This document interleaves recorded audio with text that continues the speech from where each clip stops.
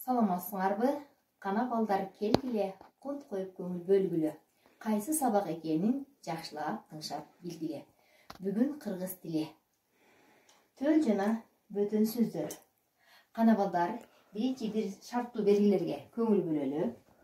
Бул жерде төл сөз, ал эми бөтөн сөз.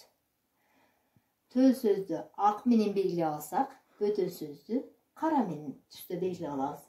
Анда биринчи схема боюнча биринчи төл сөздөн кийин кош чекит, андан кийин бөтөн сөз.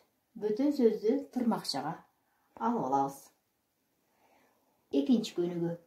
Биринчи бөтөн сөз тырмакчага алынган, андан кийин үтүр коюлган, сызыкча коюлуп туруп, төл сөзүбүз кетет.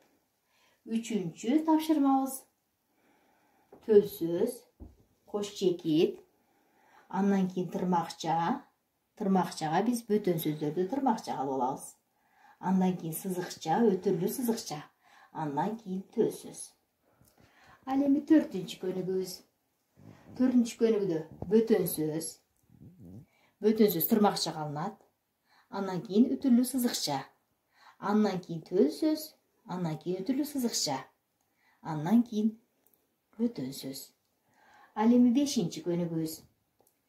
Төл сөз, кош чекит, андан кийин үтүр, кош чекит, тырмакча, андан кийин бөтөн сөз, сызыкча, төл сөз. Андан кийин үтүрлүү сызыкча, андан кийин бөтөн сөз. Тырмакчаны жаап коебуз. Эми балдар, андан кийин көнүгүүбүз төл сөз, андан кийин кош чекит, андан кийин бөтөн сөз. Бул жерде схемада мен төл сөздөрдү Т деп белгилеп койдум. Ал эми бөтөн сөздөрдү Б деп белгилеп койдум. Биз меймандоо селкелебиз. Ошондуктан бөтөн сөздү эмнеге алабыз?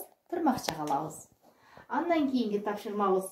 Бул төл сөз, андан кийин бөтөн сөз, деди төл сөз.